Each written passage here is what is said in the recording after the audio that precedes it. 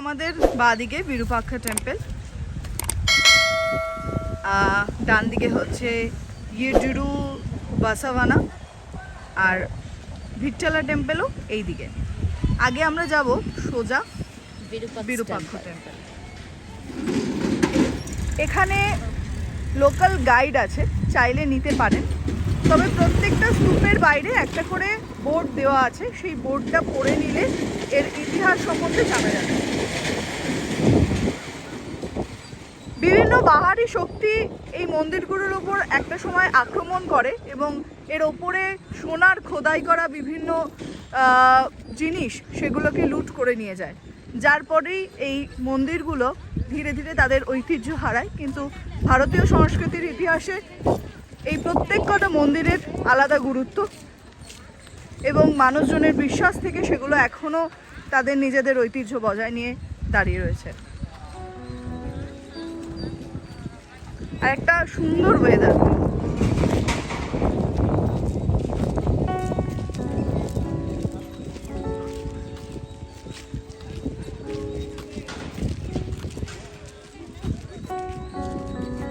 এই সবটাই হাতে তৈরি, যার ধ্বংসস্তূপ আমরা দেখতে পাচ্ছি। আরও একটা সাবধানতা, এখানে প্রচুর পরিমাণে হনুমান আছে, তাই মোবাইল থেকে শুরু করে সব কিছুই যার সঙ্গে থাকবে তা বাঁচিয়ে। আর আজকে প্রকৃতিও আমাদের সঙ্গে রয়েছে মনে হচ্ছে। আকাশ মেঘলা, রোদের অতটা তাপ নেই। আমরা যেটা ভাবছিলাম কষ্ট হবে সব থেকে বেশি, রিয়া ছাতা নিয়ে বেরিয়েছিল। বলো, প্রকৃতির সঙ্গে তো? হ্যাঁ, বৃষ্টি আসছে কখনো কখনো, সুন্দর লাগে, খুবই সুন্দর, খুব সুন্দর লাগে।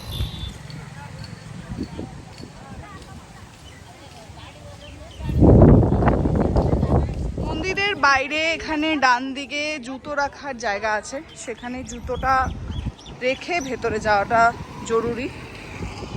সঙ্গে সঙ্গে এখানে বাইরেও আপনি রাখতে পারেন, সেটা নিজের দায়িত্বে রাখতে হবে।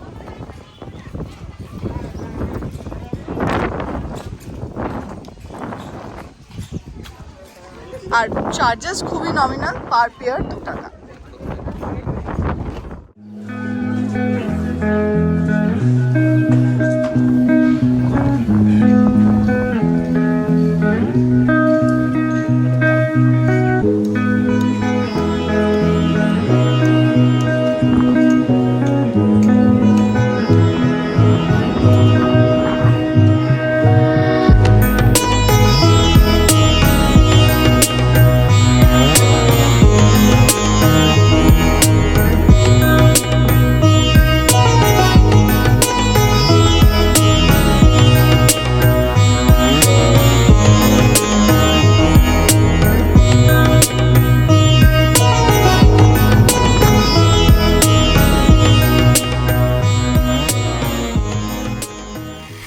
স্পেশাল এন্ট্রি 25 টাকা করে, নাহলে এই 25 টাকা দিয়ে টিকিট কাটলে আপনি একদম ভেতরে গর্ভগৃহে পর্যন্ত যেতে পারবেন, আর নাহলে বাইরে থেকে ঘুরতে হবে। সেপারেট জায়গা করা আছে। হ্যাঁ, 10 মিনিট, বেলা 1টায় মন্দির বন্ধ হয়ে যায়, যার জন্য আমাদের বললো যে আপনারা আগে ভেতরটা ঘুরে আসুন।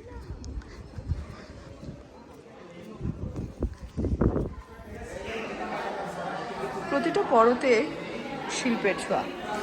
ভারতবর্ষ কতটা তার হিস্ট্রিতে, তার শিল্পকলায় কতটা এগিয়ে ছিল, এই মন্দিরগুলো তার প্রমাণ।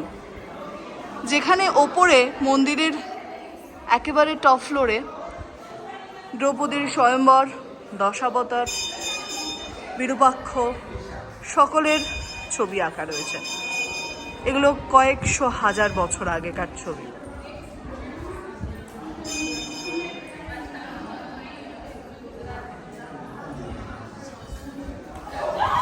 হর পার্বতীর বিয়ে,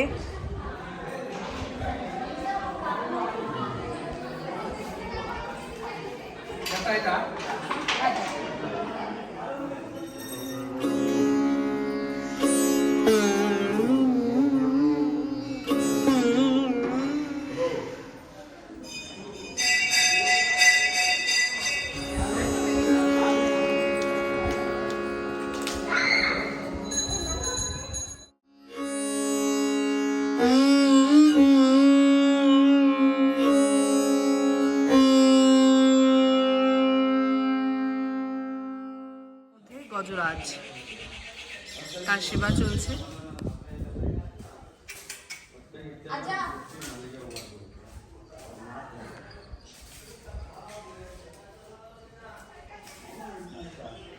এটা আমরা কেউ খেয়াল করিনি, এটা রিয়া দেখতে পেয়েছে। হ্যাঁ, এলিফ্যান্ট সবসময় আমি আগে দেখি। হ্যাঁ, আসলে এই অংশটা দিয়ে যারা ওই টিকিটটা কাটছেন না তাদেরকে বার করে দেওয়া হচ্ছে, তাই আমরা এই দিকটা দিয়ে ঢুকিনি, তার জন্য বুঝতেও পারিনি। সে এখন মনের আনন্দে ভোজন করছে দুপুরের। ও ওদিকে যাওয়াই যায়, ওদিক দিয়ে ঢুকতে হবে। মন্দির বন্ধ হয়ে যায় বেলা 1:30টার সময়। এখান থেকে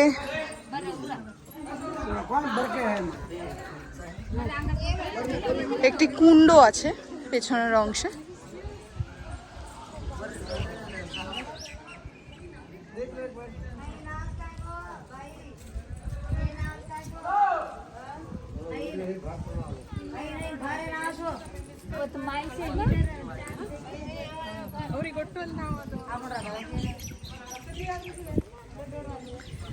এখানে সব থেকে যেটা সমস্যার বিষয় সেটা হচ্ছে ল্যাঙ্গুয়েজ।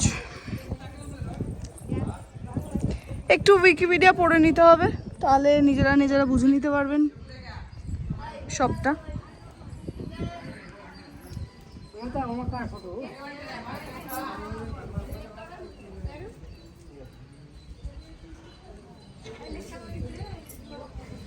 এটা কুণ্ডে নামার রাস্তা।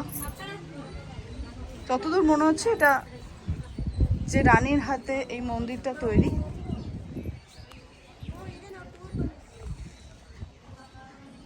তাদের স্নানের জায়গা। এটা মন্দিরের একটি প্রবেশপথ। দীপ্তিমানদা যাচ্ছে ওখানে পড়তে, কি লেখা আছে সেটা জানার জন্য।